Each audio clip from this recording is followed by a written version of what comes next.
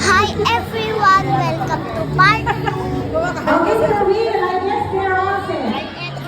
Okay, children, boys and girls, look this way.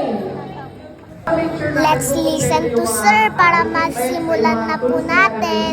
At saka yung mga ingredients na gagamitin nyo bago So let's prepare all the ingredients.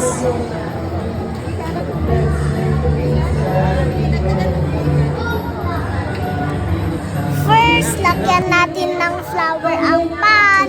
Thank you. Pizza dough.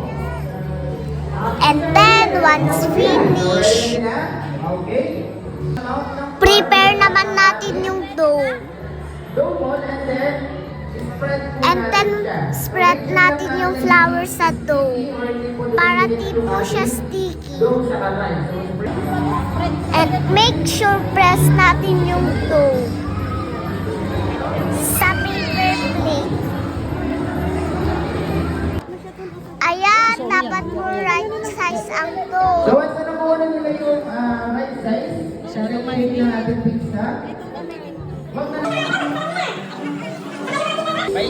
And then, let's do this. Ayan, diinan mo, be. Go. Push. Oh, next. Push lang ng push. Ready na yan.